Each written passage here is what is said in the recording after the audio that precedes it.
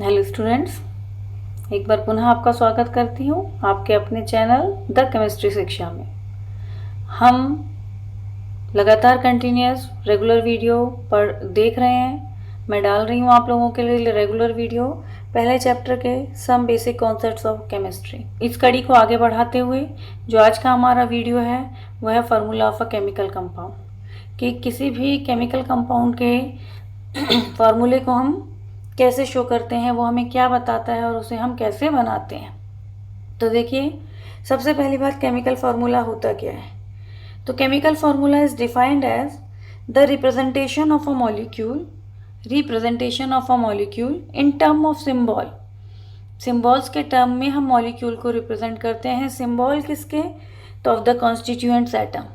कोई भी मॉलिक्यूल जिन एटम से मिलकर बना है, कोई भी मॉलिक्यूल जिन एटम से मिलकर बना है वो उसके कॉन्स्टिट्यूएंट्स एटम हो। उनके सिंबल को जिस तरह से हम रिप्रेजेंट करेंगे उसमें, वो उसका क्या कहलाएगा? Chemical formula. तो chemical formula is defined as the representation of a molecule, the representation of the molecule in term of symbol of the constituents atom. ये इसकी डेफिनेशन हो गई। अब जब भी हम किसी केमिकल फार्मूले को लिखते हैं तो केमिकल फार्मूला, जैसे मैं बोलूँ सल्फ्यूरिक एसिड, तो सल्फ्यूरिक एसिड का फार्मूला आप बोलेंगे H2SO4 है।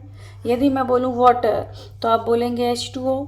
यदि मैं बोलूँ कैल्शियम सल्फेट तो CaSO4। ये सभी क्या कहलाते हैं? फार्मूला कहलाते हैं। कोई भी फार्मूला जो है, केमिकल कंपाउंड जो है, वो किन से मिलकर बनता है? ग्रुप ऑफ एटम से मिलकर बनता है। इसमें ग्रुप ऑफ एटम में कुछ पॉजिटिव होते हैं और कुछ नेगेटिव होते हैं। कुछ पर क्या होगा? पॉजिटिव साइन, और किसी पर क्या होगा? Negative sign. तो जितने भी केमिकल कंपाउंड्स बनते हैं वो ग्रुप ऑफ एटम से बनते हैं। ये ग्रुप ऑफ एटम्स है, ग्रुप ऑफ एटम से बनते हैं।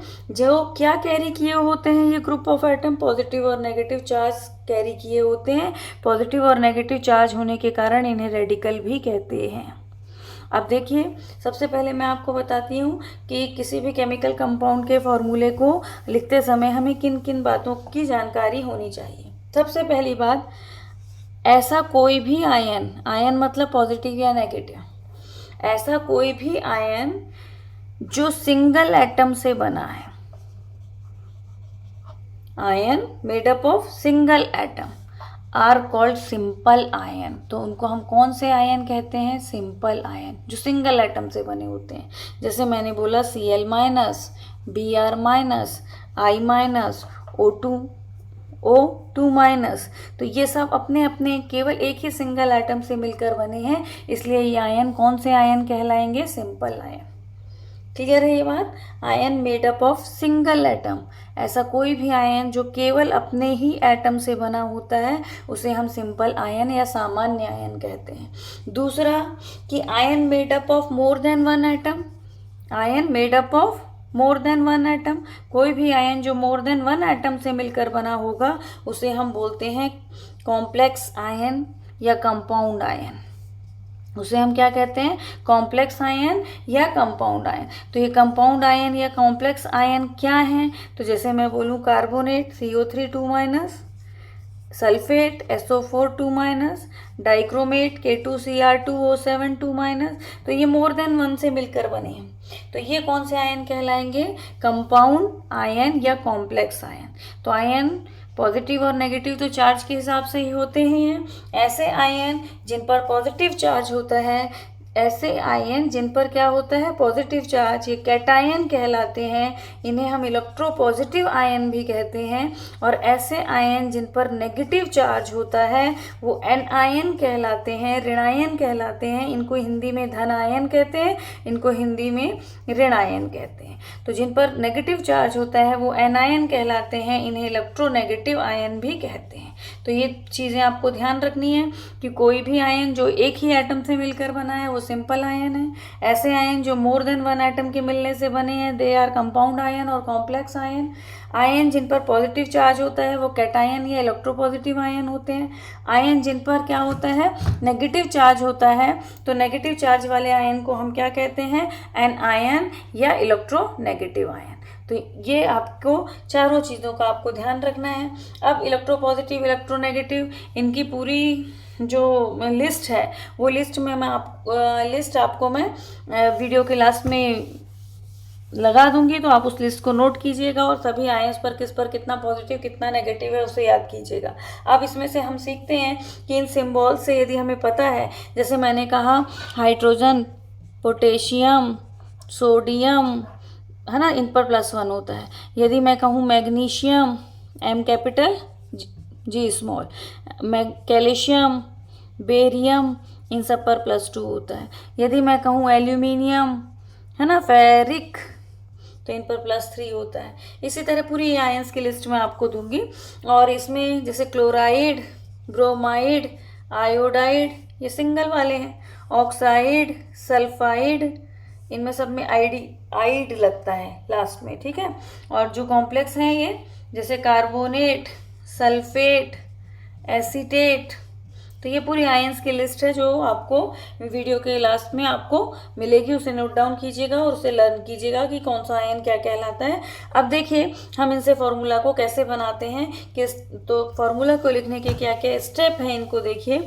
सबसे पहली बात हम क्या करते हैं, जिस भी दो आयन, मान लीजिए मैंने आपको कहा है सोडियम कार्बोनेट का मुझे फॉर्मूला बनाना है।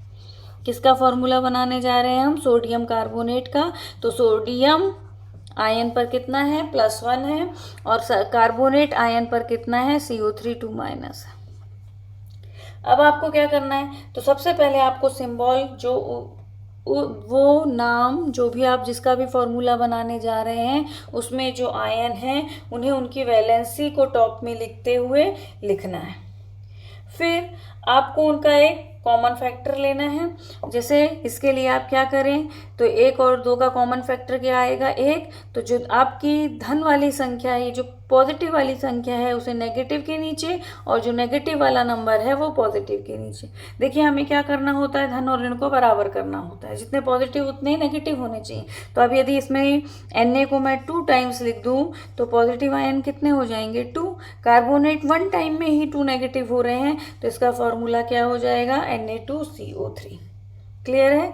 ये वाला नंबर, साइन को नहीं देखना है आपको, इस नंबर को इसके नीचे, इस नंबर को इसके नीचे। यदि ये आपस में कट रहे होंगे, ये सिंपल रेशियो में नहीं होंगे, तो आपको इसको सिंपल रेशियो में चेंज करना है कॉमन फैक्टर निकाल कर। क्लियर है। तो कॉमन फैक्टर निकाल कर उसे सिंपल रेशियो में चेंज करेंगे, और सिंपल रेशियो में चेंज करने के बाद जो आपका आएगा वो आपका क्या हो जाएगा, फॉर्मूला। जैसे देखिए मैं आपको बताती हूँ, मान लीजिए मैंने लिया है बेरियम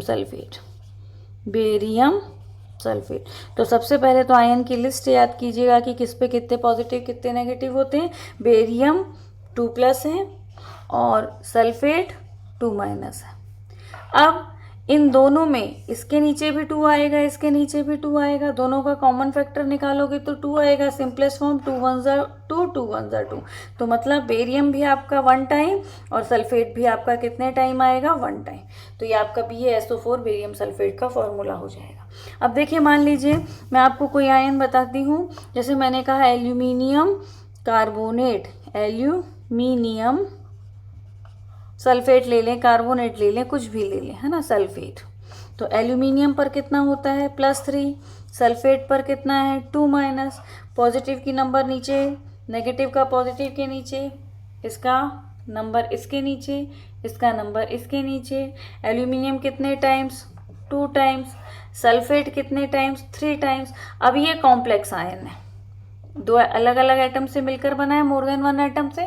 तो कॉम्प्लेक्स आयन का जब भी हमें मोर देन 1 नंबर बताना हो तो उसे स्मॉल ब्रैकेट में बंद करते हैं और जितना नंबर है वो इसके नीचे लगा दिया जाता है। तो ये याद रखिएगा कि कॉम्प्लेक्स आयन यदि वहाँ पर है, मोर देन 1 एटम वाला आयन वहाँ पर है, तो हमें जो कॉम्प्लेक्स आयन है उसे स्मॉल ब्रैकेट में बंद करके जितने टाइम्स वो आ रहा है वो लगाना है। मान लीजिए इसी की जगह मैं आपको क्लोराइड की जगह, सल्फेट की जगह क्या दे देती, क्लोराइड देती, तो आपका फॉर्मूला देखिए कैसा आता।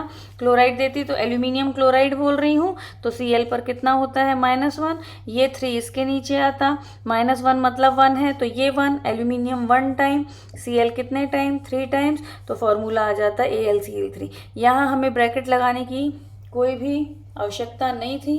क्यों, क्योंकि ये एक सिंगल आयन है ना, सिंपल आयन है, सिंगल एटम से बना है, और यदि ये कॉम्प्लेक्स होता तो हमें ब्रैकेट लगाना पड़ता। तो स्टूडेंट्स आप लोगों को मैंने जैसा बोला है कि वीडियो क्लास में आपको पॉजिटिव कैटायन एनायन सबकी लिस्ट मिलेगी, किस पे कितने चार्जेस होते हैं, और मैक्सिमम फार्मूलाज बना के देखिए पॉजिटिव को नेगेटिव से मिलाकर कि sodium thiosulphate, potassium chromate, potassium dichromate, magnesium phosphate, इन सब के फार्मूलाज को लर्न कीजिए और बनाइए। फार्मूला जितने आप बनाएंगे उतने ही आगे जाके आपको मेथड जो है, रिएक्शंस जो है आसान। तो ये क्रिस क्रॉस मेथड का यूज़ करके हम क्या करते हैं, केमिकल फार्मूलाज को बनाते हैं। ओके स्टूडेंट्स, तो नेक्स्ट वीडियो में फिर मिलते हैं।